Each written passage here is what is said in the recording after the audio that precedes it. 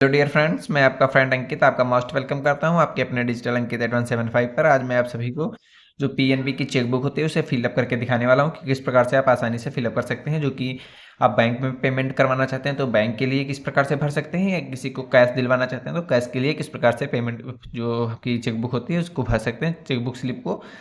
तो आज आज की वीडियो में मैं यही इसी बात पर डिस्कस करने वाला हूँ, इसी चेक पर डिस्कस करने वाला हूँ। पंजाब नेशनल बैंक की जो चेक होती है उस पर डिस्कस करने वाला हूँ कि किस प्रकार से आप इसमें इसको फिलअप करेंगे तो उस खाते धारक के बैंक में पैसा रिसीव होगा, या उसे हैंड टू हैंड देना चाहते हैं तो हैंड टू हैंड कैसे दे सकते हैं, कैश में कैसे दिलवा सकते हैं उसको। जो कैशियर के पास जब जमा होगी क्या पर्ची, जब आपकी चेकबुक की स्लिप जमा होगी कैशियर के पास, तो वो अपने खाते में किस प्रकार से ले सकता है या कैश किस प्रकार से ले सकता है, उस दोनों पे मैं डिस्कस करने वाला हूँ आज।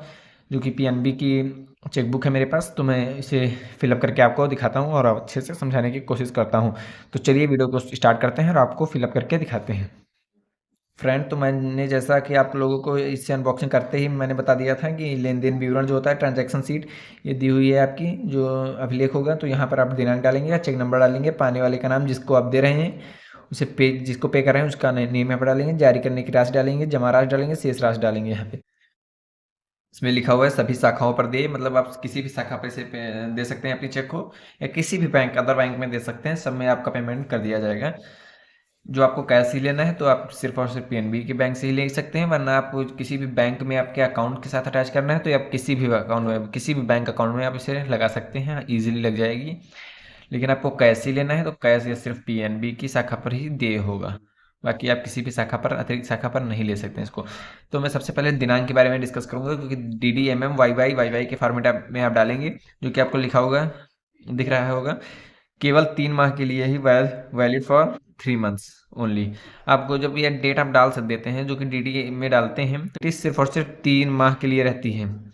इसकी वैलिडिटी सिर्फ और सिर्फ 3 माह की रहती है। आप 3 महीने तक इसे वैलिड रख सकते हैं बस।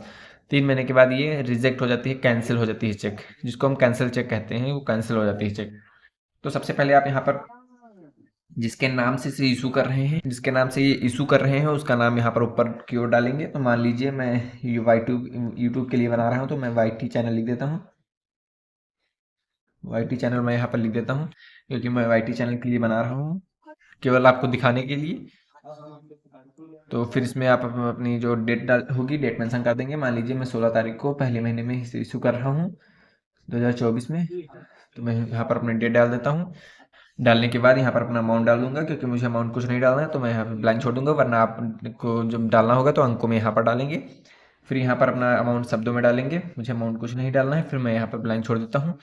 आप एक बात ध्यान रखिए जरूर, क्योंकि जब आप यहाँ पर अमाउंट डालें उसके बाद इसमें बड़ा स्लैश जरूर लगा दें, स्लैश या मात्र जरूर लगा दें, क्योंकि आगे आपके पर्ची के साथ छेड़छाड़ ना की जा सके, इस वजह से आप स्लैश जरूर लगा दें। इसमें अमाउंट डालने के बाद यहाँ से यहाँ तक आप डाल सकते हैं इसमें अमाउंट फिलअप करने के बाद। उसके बाद यहाँ पर जो आपका नाम दिख रहा होगा जस्ट ऊपर के ऊपर हमें साइन करना होगा, जो कि आपने अपने अकाउंट के साथ रजिस्टर्ड करवा रखा है, उसको आप यहाँ पर मेंशन कर देंगे। और साइन करने के बाद ये आप जिसके नाम से इशू कर रहे हैं उससे दे देंगे। उसकी जो चेक होगी वो उसके कैश के लिए ये जारी हो चुकी है। मान लीजिए मुझे किसी को पेमेंट करना था, मैं यूट्यूब चैनल को पेमेंट कर रहा हूँ, तो ये मैं डायरेक्टली उसको दे दूंगा, ये उसे कैश मिल जाएगा उसकी पीएनबी की शाखा से, किसी भी पीएनबी की शाखा से उसको कैश मिल जाएगा। लेकिन मुझे मान लीजिए मैं उसको कैश नहीं देना चाहता हूँ, उसके खाते में अपने जो अमाउंट है उसे ट्रांसफ़र करना चाहता हूँ, तो उसके लिए क्या करना होगा? तो उसके लिए कुछ भी नहीं करना होगा आपको, सिर्फ और सिर्फ यहाँ पर जो होता है, जो कोने की ओर, कोने की तरफ, इसमें एक डबल आपको लाइन खींच देना है, बस कुछ भी नहीं करना, सिर्फ इतना कर देना है। और मान लीजिए आपको जहाँ लिखना चाहे तो लिख भी सकते हैं, एसी ओनली, एक account only, account only, account पे ओनली लिख सकते हैं, या अकाउंट ओनली कुछ भी लिख दें, डबल लाइन ही खिंच जाता है। बस इसका मतलब ही यही होता है कि ये अकाउंट के लिए ही जारी की गई है, इसे कैश नहीं मिलेगा। ये किसी भी बैंक में दे दीजिए तो इसमें अकाउंट में ट्रांसफ़र कर दिया जाए, इसके साथ में जो जमा पर्ची होती है उसे अटैच करके इसे अपने काउंटर पर दे देंगे, बैंक के काउंटर पे, तो ये ऑटोमेटिकली उसके खाते में ट्रांसफ़र कर दिया जाता है जिसके नाम पे आपने इशू की है चेक को। तो दोस्तों इस वीडियो में बस इतना ही, मिलते हैं किसी और वीडियो